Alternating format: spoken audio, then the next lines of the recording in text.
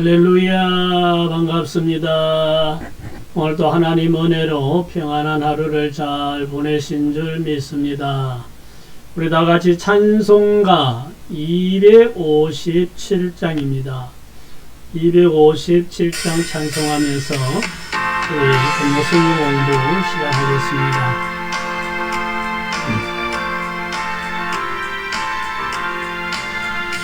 마음에 가득한 어심을 깨치고 지극히와 평안 마음으로 찬송을 부르는 어린 양 예수의 그 피로 속죄함 얻었네.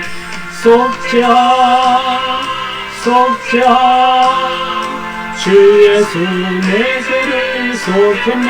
할렐루야 소리를 합하여 함께 찬송하세. 그 피로 속죄함 얻었네. 금이나 은같이 없어질 보배로 속죄함 받은 것 아니요. 거룩한 하나님 어린 양 예수의 그 피로 속죄함 얻었네. 속죄함 주 예수 내 죄를 속했네. 할렐루야 소리를 합하여 함께 찬송하세. 그 피로 속죄함 얻었네. 나 같은 죄인이 용서함 받아서 주 앞에 옳다함 얻음은 확실히 믿기는 어린 양 예수의 그 피로 속죄함 얻었네. 속죄함 주 예수 내 죄를 속했네. 할렐루야 소리를 합하여 함께 찬송하세. 그 피로 속죄함 얻었네.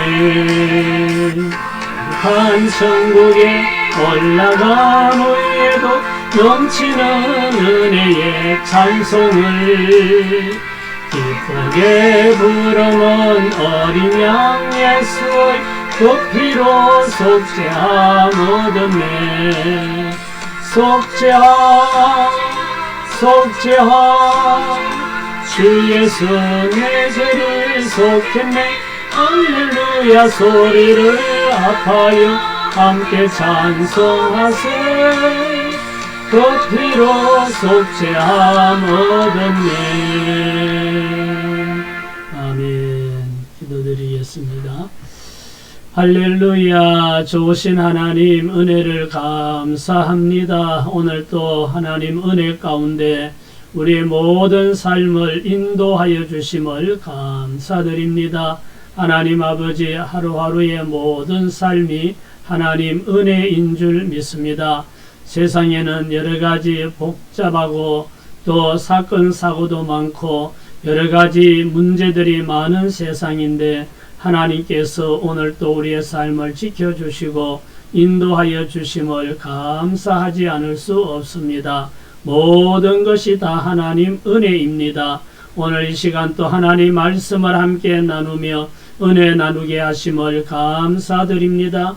이브리스를 통하여 우리에게 주시는 하나님의 말씀을 받고 깨닫고 은혜 받고 새힘 얻어서 우리가 더욱더 험한 세상에서 믿음으로 살기에 부족함이 없도록 우리 모두에게 성령의 충만함을 주시고 말씀 위에 굳게 서서 흔들리지 않고 끝까지 믿음의 승리자가 되고 하나님의 기쁨이 되는 우리 믿음의 권속들 다 되도록 은혜 베풀어 주시니 감사합니다. 이 시간 또 성령 하나님께서 우리 가운데 역사하여 주실 줄 믿습니다. 주님 홀로 영광 받아 주옵소서. 예수님 이름으로 기도드립니다. 아멘. 할렐루야. 반갑습니다. 네, 오늘은 히브리서 20과 그리스도의 완전한 속죄 이런 주제로 오늘 함께 말씀을 나누려고 합니다. 이 선문에는 염소와 송아지의 피로 드리는 제사로는 완벽한 속죄를 이룰 수 없었는데 그리스도께서 염소와 황소의 피로 하지 아니하고 자기 피로 영원한 속죄를 이루어 주셨다고 선언합니다. 오늘은 그리스도의 완전한 속죄에 대해 알아보겠습니다. 예, 오늘 방금 앞에 부른 찬송가에도 속죄함, 속죄함, 속죄라는 단어가 반복적으로 많이 나왔는데 이 속죄, 우리의 죄를 다 용서하고 없이 한다, 이런 의미의 속죄라는 말을 우리가 사용하고 있고, 또 오늘도 주제가 그리스도의 완전한 속죄인데, 자, 예수 그리스도께서 어떻게 우리의 죄를 완전하게 속죄해 주셨는지 함께 나누어 보겠습니다. 오늘의 학습 목표는 첫째는 예수님의 속죄 사역을 이해한다. 두 번째는 피 흘림의 의미를 깨닫는다. 세 번째는 구원의 확신을 갖는다 하는 이런 것이 오늘 이 과를 공부하는 목표가 되겠습니다. 다음에는 내용 요약을 보면 그리스도는 더 크고 온전한 장막으로 들어가셨다. 자기 피로 단번에 속죄를 이루셨다. 세 번째는 양심까지 깨끗하게 하신다. 네 번째는 피 흘림이 있어야 제사함이 있다. 이런 내용이 오늘 우리가 나눌 본문 속에 다 있습니다. 그 다음은 우리가 오늘 함께 질문을 보고 답을 찾는 공부입니다. 첫째 질문은 예수님의 속죄는 어떻게 이루어졌습니까? 예수님의 속죄는 어떻게 이루어졌는가 하고 질문하는데요. 12절 말씀을 같이 봅시다. 염소와 송아지의 피로 하지 아니하고 오직 자기의 피로 영원한 속죄를 이루사 단번에 성소에 들어가셨느니라. 아멘. 예수님의 속죄는 어떻게 이루어졌는가? 예수님이 우리와 멜기세덱의 반차를 이은 대제사장이라고 우리 앞에서 배웠는데, 예수님은 대제사장의 역할을 하시는 분인데, 구약의 율법을 따라 레위 지파에서 나온 그 제사장들이 염소와 송아지의 피로 속죄의 제사를 드리는 그런 방법으로 예수님은 하지 아니하고, 이런 말이죠. 오직 자기 피로, 예수님의 피로 영원한 속죄를 이루었다, 이렇게 말씀하죠. 그래서 예수님이 십자가에 못 박혀서 흘리신 그 자기 피를 하늘 성소에 드림으로써 단번에 영원한 속죄를 이루어 주셨습니다. 율법을 따라 드리는 제사장들이 짐승을 잡아서 양이나 염소나 송아지의 피로 드리는 제사는 한 번으로 끝나지 않고 또 드려야 되고 또 제사를 드려야 하는데, 예수님은 그런 제사가 아니고 자기 피로, 십자가에 흘리신 자기 피를 하늘 성소에 뿌리고, 그리고 단번에 한 번으로 영원한 속죄를 이루어 주셨다 그랬습니다. 이 영원한 속죄라는 말 속에는 영원이라는 시간 개념인데, 영원이라는 시간 속에는 과거의 시간, 현재의 시간, 미래의 시간, 이게 다 돌아가는 그런 걸 의미하니까 영원한 속죄를 이루어 주셨다 하는 말씀은 우리의 과거의 죄, 원죄, 또 현재 살면서도 우리가 범하는 또 크고 작은 죄, 그리고 앞으로 살아가면서도 또 범할지 모르는 죄, 이것까지 과거, 현재, 미래의 모든 죄까지 다 용서받았다, 이런 의미입니다. 그래서 예수 그리스도의 완전한 속죄라고 말할 수가 있습니다. 자, 두 번째 질문은 그리스도의 피는 무엇까지 깨끗하게 합니까?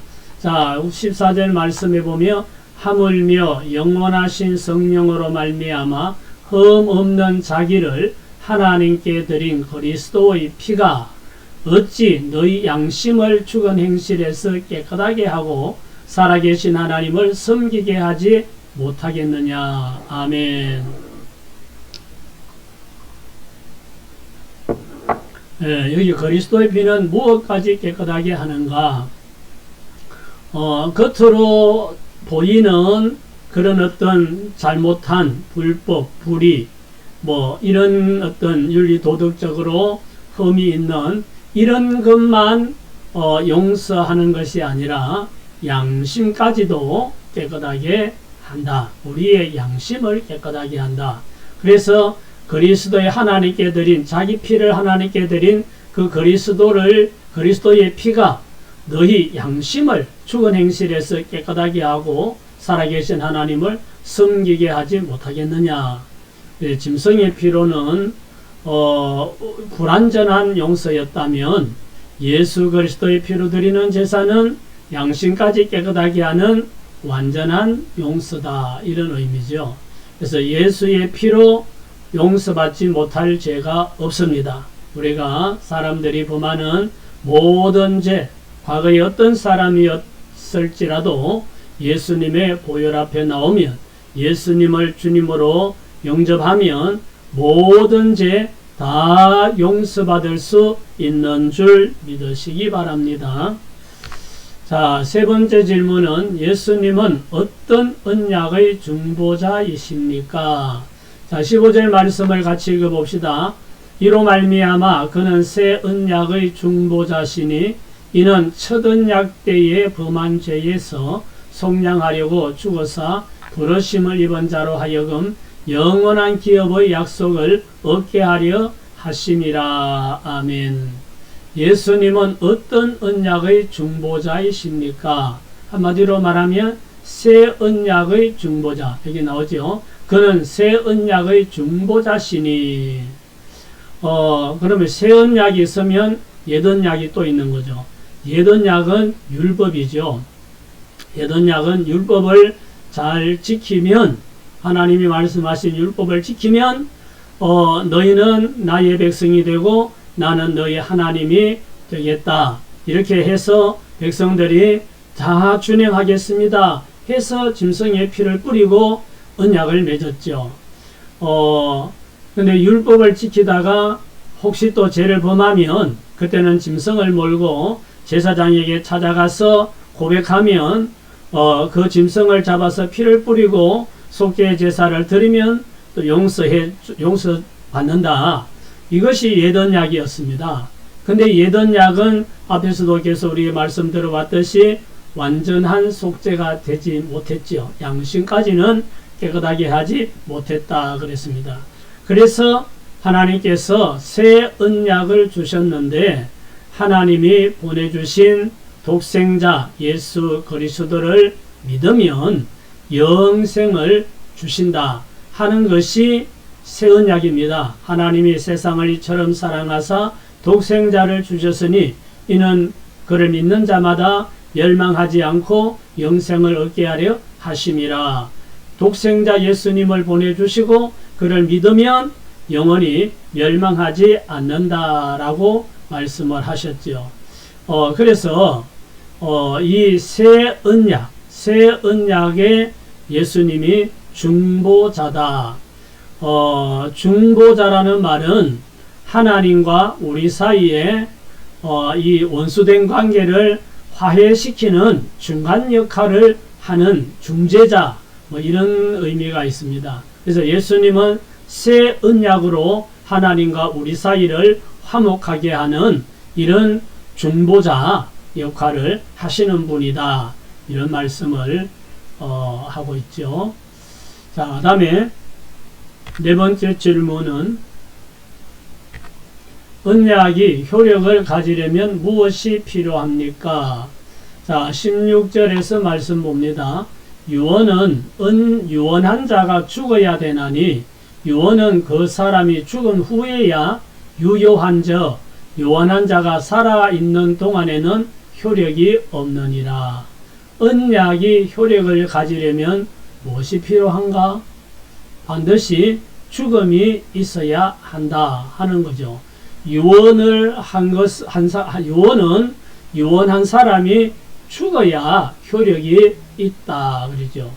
자, 예수님은 오셔서 하나님이 보내신 독생자로 오셨는데 예수님은 자신의 목숨을 대속물로 주려고 오셨다고 말씀을 하셨습니다. 그리고 예수님은 내 말을 듣고 나 보내신 이를 믿는 자는 영생을 얻었고 심판에 이르지 아니하고 사망에서 생명으로 옮겼다. 이렇게도 말씀하셨고 하나님이 독생자를 보내주셨으니 믿는 자는 멸망하지 않고 영생을 얻는다. 뭐 이런 말씀들을 여러 번 반복해서 하셨는데, 자, 이런 유언 같은 언약입니다. 이런 말씀들이 다 이렇게 된다. 믿으면 구원받고 제사함 받고 사망에서 생명으로 옮기고 심판을 받지 않고 내가 너희를 구원하기 위한 대속물로 왔다. 이런 말씀을 하셨는데 이게 언약입니다. 근데 이 언약의 말씀이 효력을 발휘하려면 죽음이 반드시 필요하다. 이런 말이죠. 그래서 예수님께서 말씀하신 그 언약의 말씀이 우리에게 효력을 발휘하도록 하시기 위해서 예수님께서 십자가에 못 박혀 죽으신 거죠. 그리고 예수님은 우리의 죄를 대속해 주셨다. 완벽하게 우리의 죄를 속죄해 주셨다. 이런 말씀입니다.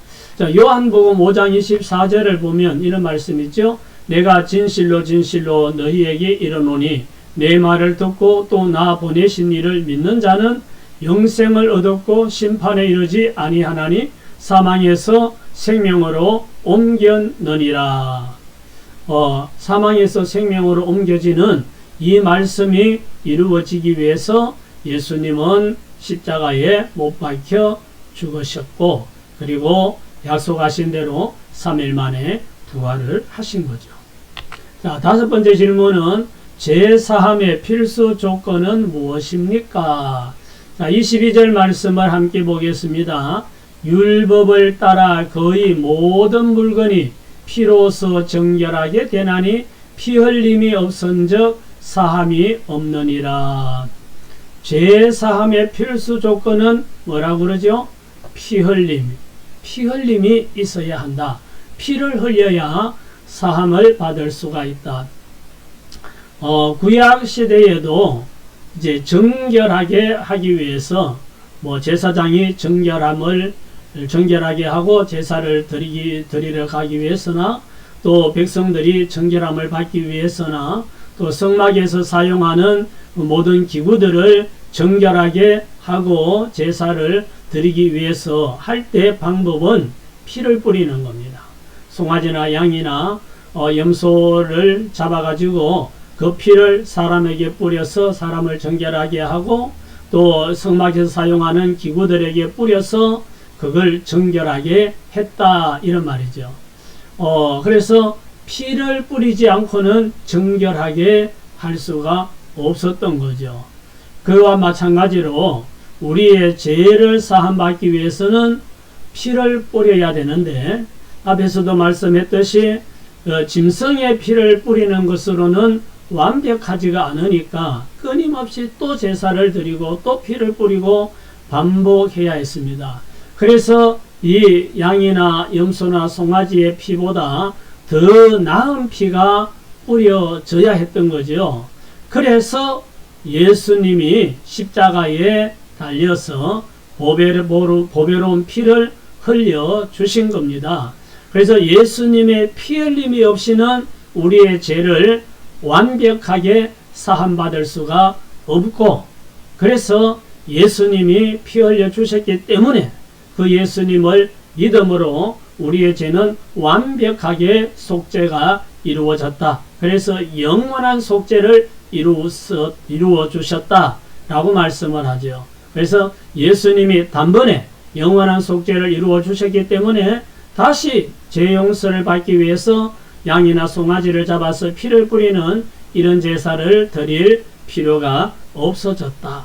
예수 그리스도를 믿기만 하면 모든 죄 사함받고 하나님의 자녀로 거듭나는 은혜와 복을 받게 되는 줄 믿습니다. 자, 함께 나누기를 생각해 보십시다. 나는 죄 사함의 확신이 있는가? 이게 중요하죠. 예수님이 우리의 죄를 다 사하여 주셨다고 하고 있는데, 또 그래서 우리는 말씀을 듣고 신앙생활을 하고 있는데, 과연 나 자신은 죄 사함의 확신을 가지고 있는가? 이것이 중요한데요. 죄 사함의 확신을 갖는 것이 또 다른 말로 하면 구원의 확신이라고 할 수 있죠.